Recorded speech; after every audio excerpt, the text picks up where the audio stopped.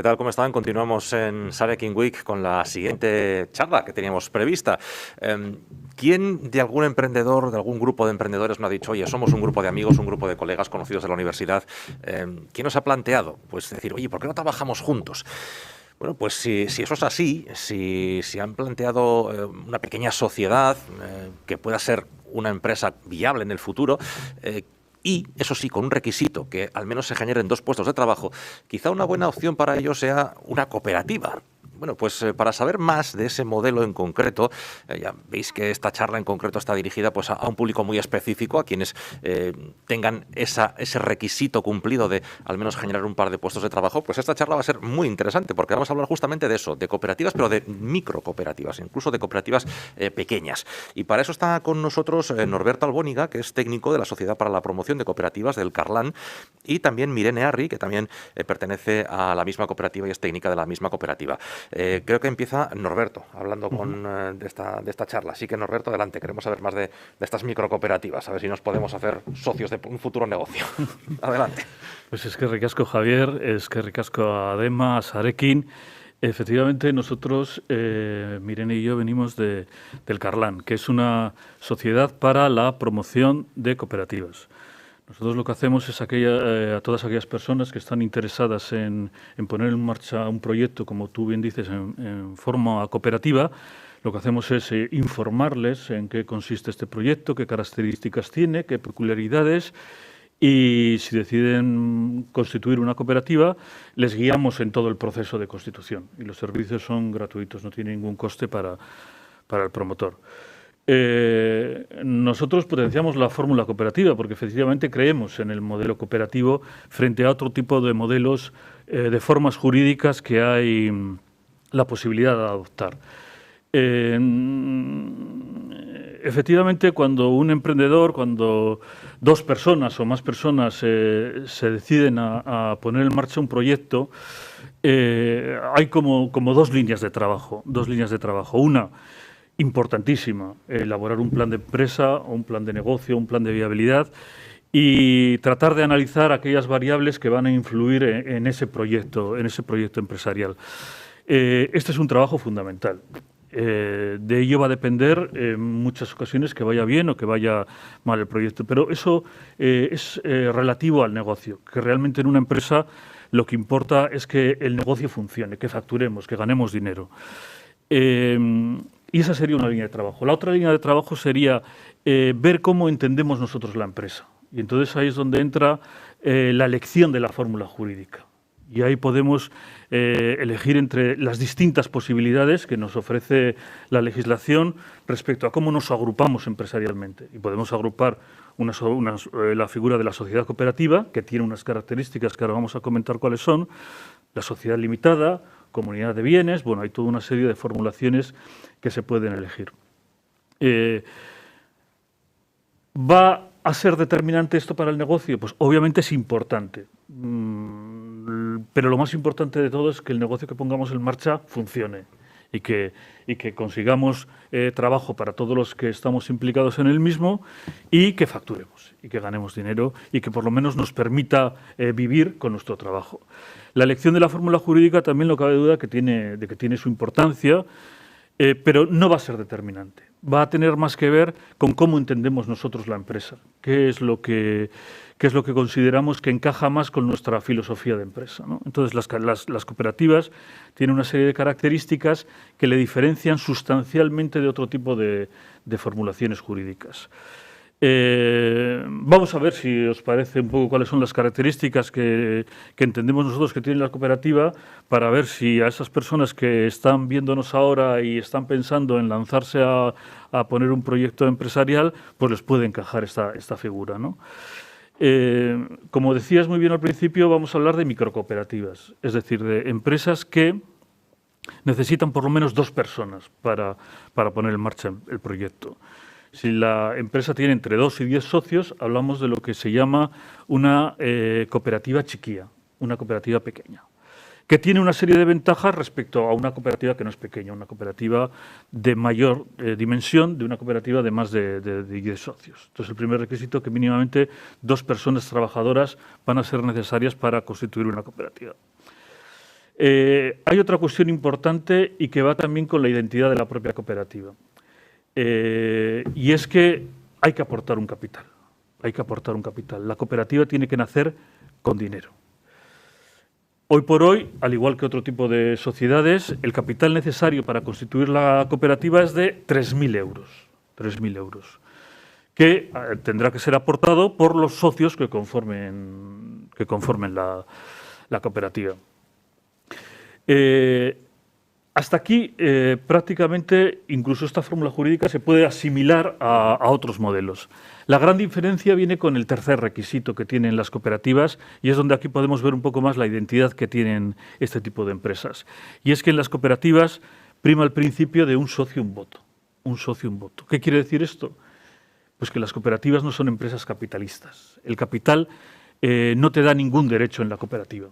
Hay otro tipo de sociedades en que aquellas personas, aquellos socios o aquellas socias de la empresa que pongan más capital, pues tienen la posibilidad de controlar en función de ese capital e incluso, si a final de año hay beneficios, que es de lo que se trata de alguna manera en las empresas, pues repartir esos beneficios en función del capital que han aportado ellos a la empresa. En las cooperativas esto no sucede. Independientemente del capital que pongan los socios, siempre va a prevalecer el principio de un socio, una socia, un voto. Las decisiones se toman de forma democrática. Son las sociedades democráticas por excelencia, ¿no? Porque de alguna manera el peso va a estar en la persona y en el trabajo que realiza esa persona, porque la aportación principal en una cooperativa, más que el capital que pongamos, va a ser nuestro trabajo. Es curioso, pero y efectivamente es así. Yo creo que cuando hay capital de por medio, pocas son las personas que se inclinan por la figura cooperativa, porque hay gente que tiene capital y quiere que en función de su capital tener una serie de derechos dentro de la empresa. En las cooperativas eso es inviable. Ya aquí tenemos un punto de partida que caracteriza a la figura cooperativa.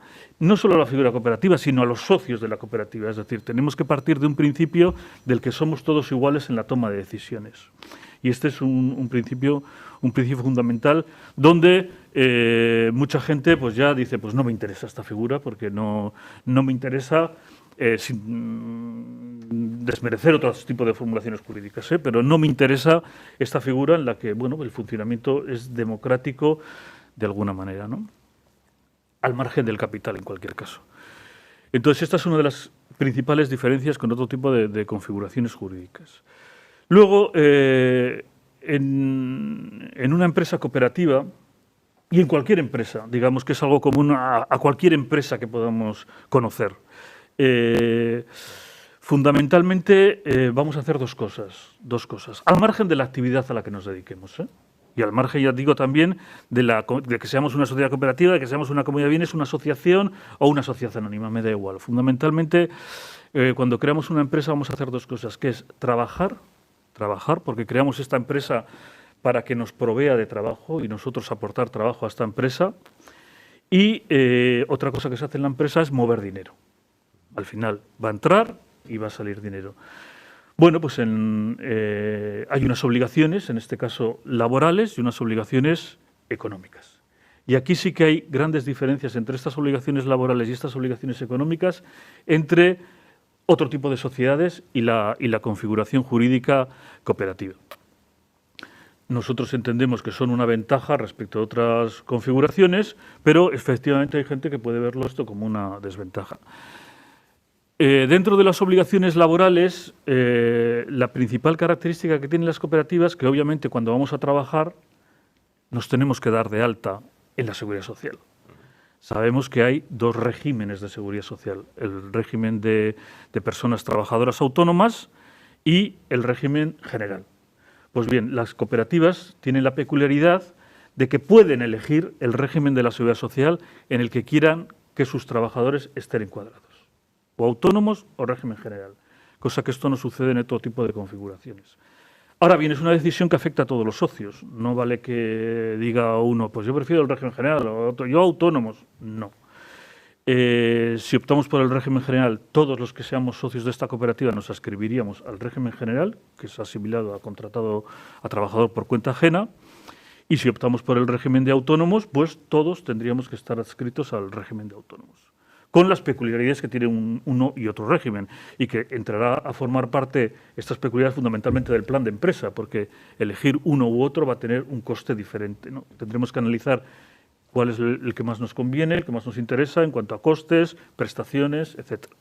Bueno, pues habrá que elegir. Otra cuestión laboral importante que tienen las cooperativas y que es un hecho diferencial respecto a otras configuraciones es que las cooperativas tienen limitada la contratación de trabajadores por cuenta ajena. Efectivamente, de lo que se trata en una cooperativa fundamentalmente es de que todos los que trabajemos seamos socios. Es decir, no que haya unos pocos socios, mucha gente contratada y de alguna manera el beneficio que saque esa empresa se quede en manos de los socios y no en manos de los trabajadores, que también es optativo, pero es optativo en otro tipo de empresas, que pueda pasar a manos de los trabajadores. En las cooperativas no. El trabajo lo vamos a realizar los socios con nuestro trabajo vamos a generar un beneficio y ese beneficio lo vamos a repartir entre todos. No va a haber unos que no y otros que sí. Por lo tanto, y esto va con la propia identidad cooperativa, con los principios cooperativos, las cooperativas tenemos limitada la contratación de trabajadores. Hoy por hoy, y esta es una novedad que se incluye en la ley respecto de las cooperativas pequeñas, se autoriza que estas cooperativas de las que estamos hablando, que tienen menos de 10 socios, puedan tener hasta 5 personas contratadas, con unas limitaciones, pero hasta 5 personas contratadas, que entendemos que es una cifra más que amplia. Sobre todo esto está pensado para que durante los 5 primeros años pongamos en marcha el proyecto. Ante la incertidumbre de saber si esto va a generar más o menos puestos de trabajo, podamos tener esa flexibilidad para poder tener gente contratada y analizar si esto va a ser viable y podemos incrementar a más personas como socias dentro de la cooperativa o no. Entonces, esta flexibilidad sí que existe. Pero la filosofía, la mentalidad de la cooperativa es que los que trabajemos generemos un resultado que nos repartamos entre todos y no que quede en manos del capital, como puede ser en otro tipo de empresas, sin desmerecer ninguna otra tipología, perfectamente legítima, además. Pero la filosofía de la cooperativa es esta. Y otra cuestión importante, la tercera cuestión importante laboral, que también es uno de los valores de las cooperativas, es que las cooperativas nos autorregulamos. Es decir, los que somos socios de las cooperativas regulamos nuestro marco laboral. ¿Cómo nos vamos a organizar? Porque también es importante decir esto en este momento, y es que en las cooperativas una persona tenga un voto no quiere decir que a veces se equivoca, puede ser, pero no tiene por qué, que todos, por ejemplo, ganemos lo mismo. No tiene por qué. Somos propietarios de una empresa y en esta medida tenemos un voto cada uno de nosotros en función de que somos socios de esta cooperativa. Pero cómo nos organizamos es otra forma y puede haber distintos puestos de trabajo en una cooperativa, puede haber distintas responsabilidades, puede haber distinto horario, puede unos trabajar más, otros trabajar menos, en fin. Eso quiere decir que tendremos que establecer dentro de la cooperativa lo que vamos a ganar cada uno. Quiero decir, no va a ser lo mismo igual la labor que realiza, o igual sí, quiero decir que igual todos realizamos el mismo trabajo, con lo cual todos ganamos lo mismo, pero puede ser que no realicemos trabajos iguales y tengamos que percibir una remuneración mensual, lo que se llama anticipo laboral en una cooperativa, es diferente. Son dos cosas distintas. Tenemos un voto cada uno en la medida en que somos propietarios de esta empresa y marcamos el destino de esta cooperativa fundamentalmente en el acto de expresión popular máximo de la cooperativa, que es la celebración de la Asamblea General cada año, pero cómo nos organizamos laboralmente lo decidimos entre todos, en cuanto a horarios, vacaciones, lo que ganamos cada uno, etcétera. Entonces, estas tres peculiaridades desde el ámbito laboral son importantes porque marcan una diferencia con otro tipo de sociedades y entendemos que nos da una flexibilidad y más que una flexibilidad nos da una identidad propia a las cooperativas, ¿no? Respecto a la forma de entender el mercado empresarial. Y luego, pues desde el ámbito económico, desde el ámbito en el que decimos que hay que en una empresa entra y sale dinero, pues también tienen sus peculiaridades las cooperativas. Especialmente, y aquí hay un tema importante, es que bueno, pues las cooperativas fiscalmente están protegidas y tienen una serie de ventajas en algunos impuestos frente a otro tipo de sociedades. La principal diferencia en este sentido es el impuesto de sociedades. Y es que las cooperativas, a la hora de tributar en el impuesto de sociedades, tienen una bonificación frente a otro tipo de sociedades. Precisamente esta bonificación surge también de estas características de que, de alguna manera, una cooperativa ya está repartiendo el dinero que genera entre todos los socios que lo han generado y no queda en manos de unos pocos, con lo cual tiene su lógica que fiscalmente tenga esta repercusión de alguna manera. Y por por otras características que vamos a ver ahora, ¿no?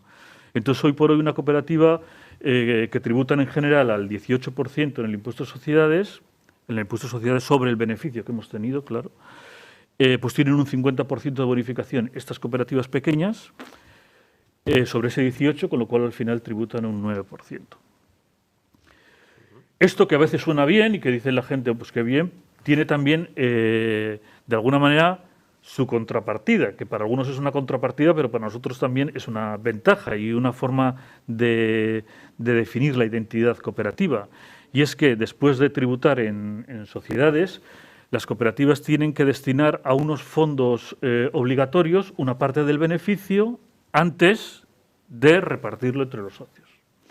De tal forma que las cooperativas tienen que destinar de su beneficio un 20% cada vez que se genera a lo que se denomina un fondo de reserva obligatorio, que es un fondo que sirve para consolidar la cooperativa. Es decir, en el reparto de ese beneficio entra también la cooperativa y la cooperativa se queda con ese 20% para poder consolidarse, para poder afrontar posibles dificultades que puedan surgir en un futuro o para aquello que ellos puedan considerar oportuno. Y además de este 20%, que puede ser también un 25%, depende, destinado al fondo de reserva obligatorio, las cooperativas destinan también de su beneficio un 10%, que puede ser un 5% en total se debe destinar un 30%. Pero bueno, sería un 10, un 5% a lo que en el mundo cooperativo se llama la contribución para la educación y formación cooperativa, es un nombre larguísimo, y otros fines de interés público. ¿Qué es esto? Esto es interesante porque es una parte del beneficio que vamos a reinvertir en la formación o en contribución a la sociedad que de alguna manera ha contribuido a generar este beneficio.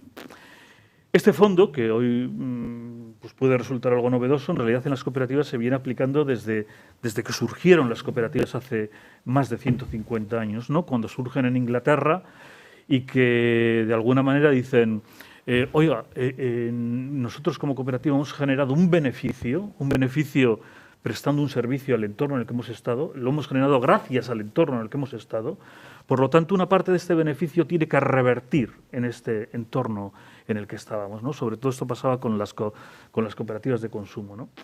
Posteriormente, esto que las cooperativas tenían muy asumido, que una parte del beneficio tenía que revertir en la sociedad desde sus orígenes hace 150 años, en el siglo XX, finales del siglo XX, han sido muchas las empresas que lo han adoptado.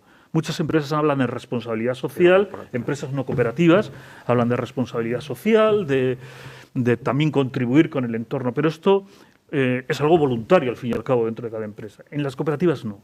Es algo que lo asumimos las propias cooperativas y entendemos que una parte de nuestro resultado tiene que contribuir al entorno en el que estamos ubicados de diferentes maneras, porque aquí sí que la ley es muy amplia en cuanto a los destinos que se pueden afectar a este Fondo de Educación y Promoción Cooperativa. Pero de alguna manera la filosofía que subyace de fondo es esa. De nuestros beneficios una parte hay que revertirlos en la sociedad en la que estamos inscritos. Y bueno, pues fundamentalmente estas son las cuestiones básicas que tenemos que tener en cuenta a la hora de constituir una cooperativa y que nos diferencian de otro tipo de sociedades. Pero yo digo que fundamentalmente cuando se monta una empresa, pues lo importante es que nuestro trabajo esté bien hecho y que este trabajo contribuya a que obtengamos un resultado y que nos permita por lo menos vivir decentemente, tener una retribución mensual digna y poder vivir de lo que estamos realizando, y que si encima nos gusta y nos hace felices, pues sería lo ideal, ¿no? Nos dicen, por ejemplo, a través del chat que tenemos en el canal de YouTube, desde el que estamos transmitiendo todo esto, que la cooperativa es el modelo del futuro, porque nos obliga a cooperar. Nos lo dice Aintzane Bustinza, o sea que sí, ya están aportando ya directamente, nuestra audiencia está aportando ya comentarios a la charla. Bueno, pues Mirene, creo que podemos seguir contigo con tu parte de la presentación, así que adelante. Muy bien. Bueno, pues en este punto lo que yo os voy a explicar, bueno, pues es un poco para empezar el tema de las ayudas, ¿no? Las ayudas que a veces se pregunta tanto y qué tan necesarias son, pues en los primeros estadios de funcionamiento de cualquier empresa, ¿no? En el caso de las cooperativas, bueno, pues hay una serie de ayudas a las que se pueden optar y vamos a empezar a explicar, bueno, pues la posibilidad de capitalizar el desempleo que se tiene, ¿no? Toda aquella persona que tenga al menos 3 meses de paro que pueda cobrar, puede capitalizarlo para ponerlo como su aportación a capital en la cooperativa. Y ese es el requisito principal. Bueno, ya se sabe que el máximo de mensualidades, digamos, de desempleo que una persona puede acumular son 24, y si alguien tuviera derecho a percibir el paro durante esos 24 meses, ese tiempo traducido en dinero, digamos, es lo que esa persona puede percibir, pero siempre condicionado a que haga con ese dinero que sea esa su aportación a la cooperativa. Entonces, aquí hay diferentes opciones. Bueno, por supuesto, en primer lugar, esa persona tiene que tener derecho a desempleo, ¿no? Pues una persona que haya sido autónoma previamente, no puede... bueno, ya sabemos, cualquier persona que tenga derecho a percibir el paro y que tenga 3 mensualidades lo puede capitalizar. Entonces, hay diferentes formas de percibir este dinero y una de ellas es, bueno, poder optar a capitalizarlo absolutamente todo, el 100% del capital. Suele ocurrir a veces que hay proyectos en los que forman parte 2 o más personas que vayan a ser socias trabajadoras de la cooperativa.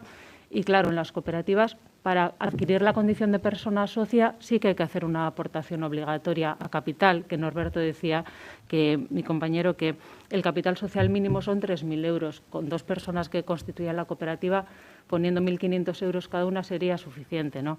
Pero a veces ocurre que una persona pueda tener la posibilidad de capitalizar y la otra no.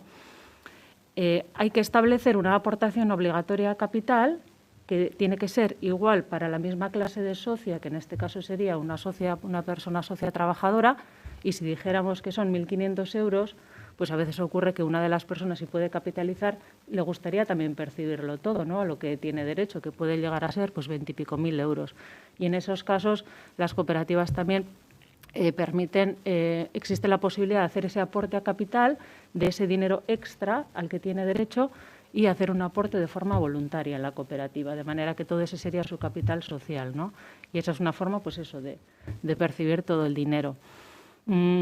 Otra posibilidad sería simplemente pedir parte de toda la cantidad a la que tiene derecho, y el resto, para no renunciar a él o no perder la posibilidad, ir percibiéndolo en forma de cuotas de la Seguridad Social.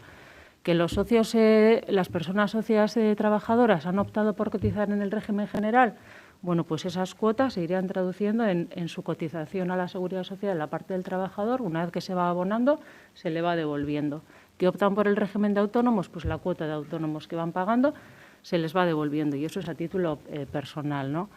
Y bueno, y la tercera opción sería percibirlo todo en cuotas de la Seguridad Social, que bueno, suele ser un poco eterno. Estas personas que capitalizan el desempleo en una cooperativa, lo que el SEPE les va a requerir es que demuestren que ese dinero efectivamente lo tienen depositado en la cooperativa. ¿De qué manera?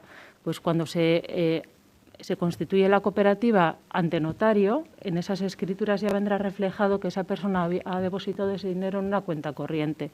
Y de esa forma es de la que se queda demostrado que ese dinero está ahí, que no se lo ha llevado a su bolsillo, digamos, sino que está invertido de esa forma, ¿no? Que tiene su nombre y apellido, que son sus aportaciones a capital, y que no las va a poder retirar en cualquier momento. De hecho, la parte obligatoria de ese capital, una persona únicamente la podrá recibir, en su caso, en el momento que deja de ser socio de la cooperativa.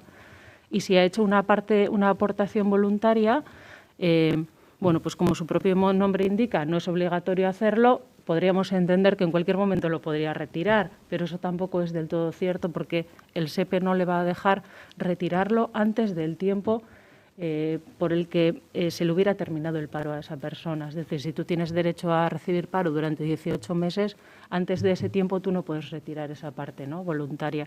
Entonces, de esa forma quedaría más que acreditado que ese dinero está ahí. Es habitual que se suele plantear que la gente que inicia un negocio de forma autónoma tenga que demostrar que ese dinero pues, lo tiene invertido, ¿no? Tiene que presentar facturas, etcétera, para justificarlo. En las cooperativas no es el caso, porque está acreditado que en escrituras que ese dinero está ahí, ¿no?, y tiene nombre y apellidos. Entonces, bueno, esa es una opción. Capitalizar el desempleo suele ser una buena inyección de capital inicial, ¿no?, en algunos casos. En segundo lugar, vamos a explicar bueno, las ayudas del Gobierno vasco. El Gobierno vasco, en concreto la Dirección de Economía Social, todos los años saca un paquete de ayudas dirigida a, bueno, a ayudar en la constitución de empresas de economía social. Centrándonos en la cooperativa, bueno, las principales serían la ayuda a la constitución de cooperativas, que esta es una subvención, una ayuda que se concede a las cooperativas que se han constituido. Bueno, habitualmente sale esta convocatoria de ayudas en verano, normalmente, ¿no? Entonces, en todo el año anterior, todas aquellas cooperativas que se hayan constituido pueden optar a esta ayuda. El requisito principal es que se hayan constituido como tal y bueno, los importes suelen ser 4.000 euros por persona socia que constituye la cooperativa. En el caso de hombres, y más de la mitad son mujeres, son 5.000 euros. Y este es un dinero que va a la cooperativa. Entonces, no hace falta cumplir más requisito que el hecho de haber constituido una cooperativa y que esas personas sean socias y que estén cotizando, bueno, que esté todo en funcionamiento, en orden, digamos, ¿no? Esta ayuda es compatible con la capitalización del desempleo. No tiene nada que ver porque esta ayuda se le da a la cooperativa. El objeto es la constitución de la propia cooperativa, mientras que la capitalización del desempleo se le da a una persona física siempre que ella cumpla esos requisitos, ¿no? Entonces, son compatibles. Bueno, otra línea de ayuda sería la de incorporación de personas socias en las cooperativas.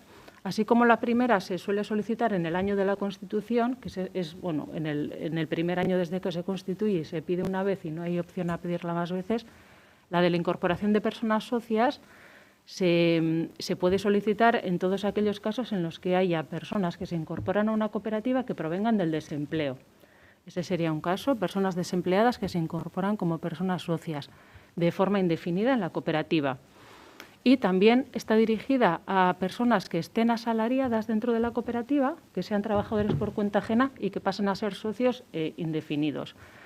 Se entiende que el colectivo de socios de esa forma se incrementa y eso se premia, ¿no? Entonces, estas ayudas también rondan entre 1.500 o 2.500 euros.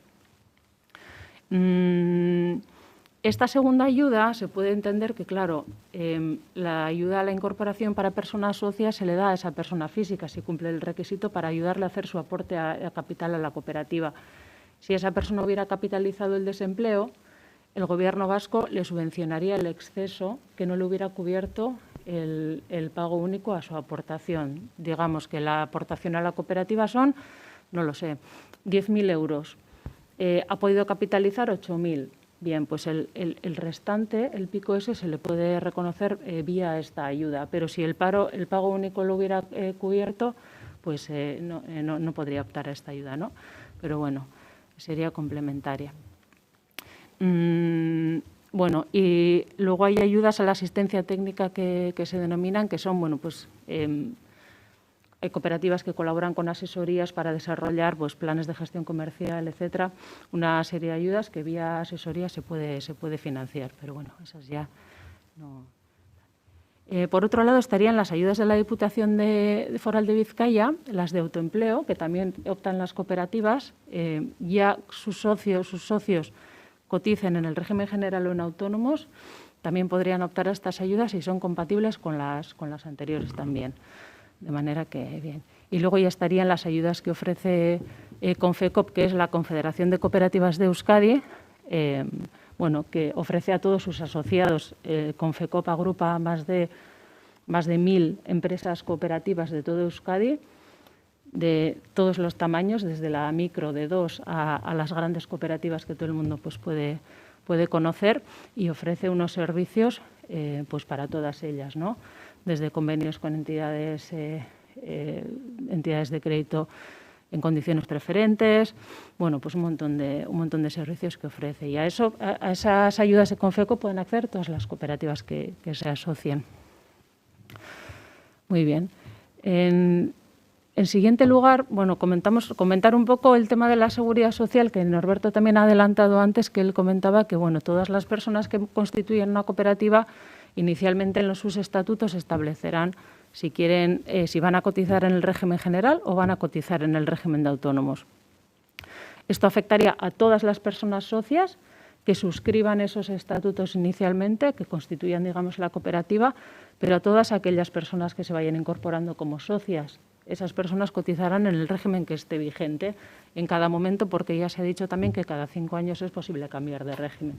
Y esto afectaría a todo el colectivo de personas socias. Evidentemente, si hay gente asalariada en la cooperativa, gente contratada, estas personas cotizarán en el régimen general con un contrato laboral, el que sea, ¿no? Cualquiera que se pueda aplicar. Conviene recordar que a veces suele surgir dudas respecto al régimen general y autónomos para los socios de las cooperativas, en el sentido de que 2 personas socias trabajadoras pueden cotizar en el régimen general, no tienen que tener una dedicación completa, pueden tener una dedicación parcial. No existen, por otro lado, restricciones en cuanto a consanguinidad. No es limitante el hecho de que se constituya una cooperativa con un matrimonio o un hijo y una madre, quiero decir, las relaciones familiares no son limitantes en ese sentido. Se toma a las 2 personas físicas de manera individual y cada una de ellas cotiza en el régimen general sin ningún tipo de limitación. También, en este caso, se cotiza a desempleo en el régimen general, pero lo que no se cotiza es a Fogasa, al Fondo de Garantía Salarial, porque la propia cooperativa al final. Pero por lo demás, el régimen es idéntico. Cualquier reducción, cualquier bonificación que se pueda aplicar a cualquier otra empresa o persona que esté cotizando en ese régimen, también aquí. Y pues en ese sentido, el régimen general tiene la misma cobertura para los socios de las cooperativas que de cualquier otra empresa. Y respecto al régimen de autónomos, las personas socias que opten por cotizar en autónomos, aquí hay que tener claro el concepto de que la propia sociedad cooperativa es la que, digamos, las personas socias de la cooperativa responden ante deudas sociales con el límite del capital que hayan suscrito en la cooperativa. Nunca van a responder con sus bienes personales ni nada de eso. La responsabilidad está totalmente limitada, como podría ser en una sociedad anónima, laboral, etcétera. Entonces, el hecho de cotizar en autónomos, ahí también se cumple este requisito, es decir, por mucho que yo cotice en autónomos como socio de una cooperativa, mi responsabilidad estará limitada a mi aporte a capital, porque es la propia sociedad la que, digamos, me cubre, no tengo ese paraguas. No es lo mismo que una persona autónoma, un empresario individual, que sí respondería ilimitadamente, ¿no? Que a veces ahí también lleva a confusión. Con las cuotas que sean de aplicación, las condiciones y las coberturas, igual que el propio régimen de autónomos, ¿no? Pues hasta ahí yo creo la seguridad social. Y el tema de la fiscalidad, mi compañero también antes ha adelantado algo, ¿no? Fiscalmente se dice que las cooperativas de pequeña dimensión están especialmente protegidas fiscalmente, de manera que el tipo general, ese 18 de tipo general, a ese se le aplica una deducción del 50% y finalmente pues el tipo es el 9%, ¿no? Habitualmente. Y de los fondos que él ha mencionado también, que son obligatorios, las dotaciones a los fondos que son en las cooperativas obligatorios, a su vez también son deducibles en sociedades, de manera que al final ese tipo quedaría incluso por debajo de ese 9%. Por otro lado, existen otro tipo de exenciones, ¿no? Sobre todo en actos de constitución de la cooperativa en notaría. Cuando se va a constituir la cooperativa, elevar a público las escrituras, allí existe una reducción en aranceles del 50%. Entonces hay una rebaja importante. El impuesto de transmisiones patrimoniales también está exento, bueno, etcétera. Ahí hay unos beneficios fiscales importantes. Y ya para terminar, yo creo que vamos a pasar a lo que serían los pasos para constituir una cooperativa, ¿no? Son unos pasos muy similares a los de otro tipo de sociedad. Son sencillos, ahora de forma telemática y demás se ha agilizado bastante. Tampoco son económicamente, el coste no es muy elevado y bueno, pues estaría un poco resumido en esos 6 pasos que tenemos ahí, ¿no? En primer lugar, hay que ver si el nombre que le queremos poner a nuestra cooperativa está libre como tal, como cooperativa. Se hace una solicitud al registro de cooperativas de Euskadi, que está dentro de la Dirección de Economía Social del Gobierno vasco, pero también al Ministerio. Y ambos, el registro de cooperativas de Euskadi acreditará que ese nombre pues, esté libre a nivel de Comunidad Autónoma del País Vasco y el Ministerio que a nivel estatal también esté libre. Entonces, ambos certificados tienen que coincidir. Pero, insisto, que tiene que estar libre el nombre como cooperativa. Podría existir una mercantil o que tenga ese nombre, pero si está libre como cooperativa nos concederán el derecho a utilizarlo. Sí, otra cosa es que bueno, pues que ese nombre que esté libre como cooperativa, si lo estuviera cogido como una empresa, como una sociedad anónima o limitada, que aquellos tuvieran registrada la marca, el nombre, etcétera. Entonces ahí podríamos tener problemas. Quiero decir, como cooperativa el nombre está libre, sí. Ahora, ¿me dejarán aquellos que yo use ese nombre porque lo tienen súper protegido? Pues a lo mejor ahí podemos entrar en esto. No son cosas diferentes. Pero bueno, ese trámite es muy rápido, en 3 días, 2-3 días hay respuesta. En segundo lugar, habría que elaborar unos estatutos sociales para la cooperativa, que hay modelos tipo sobre todo para las, bueno, ahora ya casi para todas, pero para las pequeñas cooperativas hay modelos estándar.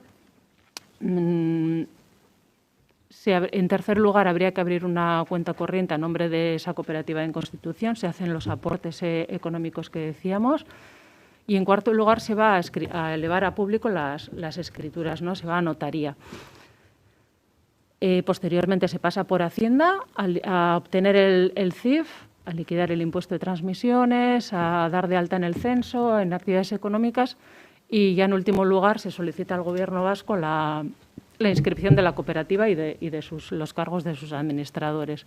Entonces, bueno, pues todo ello a día de hoy es muy rápido, pues pueden ser un par de semanas, a veces menos, a veces igual algo más, ¿no? Pero es bastante rápido. Y en todo el proceso lo único que tiene un coste, digamos, sería pues las escrituras, ¿no? Pagar al notario, que de ahí no nos libramos. Pero todos los demás trámites son totalmente gratuitos.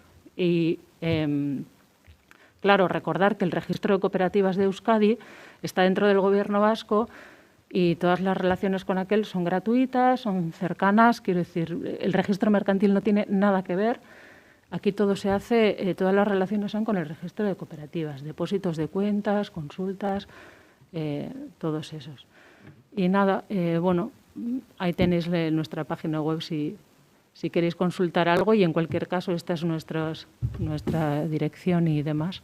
Y recordar que, claro, nosotros operamos al final en toda Euskadi, Bizkaia, Gipuzkoa y Álava, porque bueno, hay una ley de cooperativas de Euskadi y apoyamos la creación de cooperativas en los 3 territorios. Entonces, bueno, aunque estamos en Bilbao ubicados, pues cualquier cosa nos podéis ver en contacto, sin problema. Pues muchas gracias, Mirene. Me surgen un montón de preguntas de la charla. Para empezar, y por irme un poco a hacer un poco de historia, no sé si todavía sigue siendo así o no, quizá es un poco una percepción del pasado, ¿no? Pero había muchas cooperativas de viviendas hace unos años, hace vamos a decir unos 40, 50 años, ¿no? Cuando, empieza a haber mucho boom de población, de construcción de vivienda nueva en todo el territorio. No sé si sigue siendo así, si hay tanta cooperativa de vivienda ahora mismo, pero ¿diríais que hay algún sector en el que está especialmente indicado la constitución de una cooperativa? En cualquiera. Las cooperativas, al fin y al cabo, lo que hacen es satisfacer una necesidad. Entonces, desde ese punto de vista, cualquier actividad, cualquier idea que tengamos se puede realizar de forma cooperativa. El caso de las cooperativas de vivienda es la necesidad de vivienda. Entonces, para adquirir una vivienda o salimos directamente al mercado y la adquirimos, o si no tenemos esa posibilidad, podemos juntarnos un colectivo de personas y decir, adquirimos un terreno y nosotros somos los que fijamos qué características va a tener esta vivienda, cómo la edificamos, cuánto queremos que nos cueste. Entonces, de alguna manera estamos cooperativizando la adquisición de una vivienda para los socios. Hay otros modelos de cooperativas, pero que todos van en la misma línea. Por ejemplo, el de las cooperativas de consumo. Tenemos una gran cooperativa de consumo en Euskadi como Eroski y el modelo de distribución de comercial ha cambiado mucho durante estos tiempos. Y no es lo mismo los hipermercados de hoy que los que había hace años, ¿no? Pero hoy sí que hay una necesidad de consumo también en ese sentido. Por ejemplo, la necesidad de consumo de productos ecológicos o con determinadas características. Pues desde este punto de vista, un colectivo de personas que quieran consumir en con determinados productores o con productos que tengan determinadas características, se pueden juntar en una cooperativa y crear una cooperativa de consumo, algo que parece que igual hoy no tenía mucho sentido, pero vuelve a recuperarse ese sentido, ¿no? De tal manera que, bueno, pues cualquier necesidad se puede cubrir bajo el paraguas jurídico de la cooperativa. Comentabais también el tema de, vamos a ir a la mínima cooperativa, ¿no? A los dos socios, a hacer esa aportación inicial de capital que tiene que cubrir 3.000 euros. ¿Tiene que ser al 50% o puede ser 2.000 y 1.000, por ejemplo? Sí, como comentaba Norberto inicialmente, el capital nos rige, digamos. Por lo tanto, las aportaciones pueden ser distintas. Sí es verdad que inicialmente, en el momento de la constitución de la cooperativa, lo más habitual, bueno, necesariamente esas dos personas tendrán que ser socias trabajadoras indefinidas en el tiempo. Entonces, en los estatutos sociales se establecerá que para esa clase de personas socia hay que hacer un aporte de X euros. Y en ese momento probablemente sea igualitaria esa aportación obligatoria. Pero sí es verdad que una de ellas o las dos, de forma voluntaria, podrían hacer un aporte extra. Por lo tanto, ahí podría haber una diferenciación de capital de una a otra. Pero que quede claro lo que decía también al principio, que cada persona ahí tendrá un voto independientemente del capital que cada una ponga. Lo que sería equitativo sería la aportación obligatoria para ser socia en esa cooperativa. Eso sí, pero al final puede acumular diferente capital cada una de ellas. Bueno, nos están diciendo a través del chat que tenemos en el canal de YouTube que nos están viendo en directo ahora mismo. A ver, que lo vea yo bien. Estamos viendo en directo la sesión en clase de Innovación y Creación de Empresas en la Facultad de Economía y Empresa de Bilbao. Aprendiendo sobre emprendimiento desde la visión de la economía social. Y pregunta Cristina Mendía, ¿se presenta este modelo en las facultades de economía? O sea, vais allí a contar este modelo. Y también nos dice, ¿hay cooperativas formadas por jóvenes? Entiendo que sí, no es un requisito la edad, ¿no? Sí, no, por supuesto. Sí, sí, se constituyen. Bueno, en primer lugar, sí que es cierto que en las universidades a día de hoy tampoco es una fórmula que se mencione demasiado, ¿no? Pero cada vez va entrando más, eso es verdad. Existen, pues, como existe el Instituto de Estudios Cooperativos en la Universidad de Deusto, Geski en Guipúzcoa también, entonces que están especializados, ¿no?, en cooperativas. Pero sí es cierto que lo que es en la formación genérica en este tipo de grados, pues no se menciona demasiado. Pero, por otro lado, en el tema de los jóvenes que se animan a constituir cooperativas, existe una fórmula que se llama Junior Cooperativas, que son unas cooperativas que surgen dentro de del currículum formativo que tiene, pues en este caso la Universidad de Mondragón, que llegado a un punto pues anima a sus alumnos a poner en marcha simulaciones de empresas, pero que bueno, al final ejercen también como empresas cooperativas. Entonces, algunos llegan a constituirlas, algunos directamente la constituyen porque tienen la idea, han hecho el plan de viabilidad y se animan y lo hacen, son mayores de edad y lo pueden hacer, y algunos de ellos, pues, como que experimentan un poco previamente. Pero sí, la Junior Cooperativa les da esa cobertura legal para hacerlo también. Y luego ya a partir de ahí pues pueden salir al mercado, digamos, en las mismas condiciones y se testa. Pues nada, nos queda agradeceros que estéis viéndonos desde allí, desde la Facultad de Economía y Empresa de Bilbao. Ya veis que siempre se nos echa el tiempo encima. No sé si habéis visto otras sesiones anteriores, pero nos ha pasado lo mismo. Así que, como la respuesta de Mirene ha sido cortita, pues yo os animo a que vayáis en todo caso a El Carlán y preguntéis más, porque seguro que ellos van a dar respuesta pues más que cumplida a todas las dudas que tengáis. Y también os animo a que sigáis viéndonos si queréis, porque tenemos que terminar aquí este taller, son ya -4, pero enseguida empezamos con el siguiente. Nos van a hablar de oportunidades de emprendimiento en la Silver Economy y quién sabe si quizá también pues se pueda constituir una cooperativa precisamente para este tipo de economía. Así que enseguida volvemos.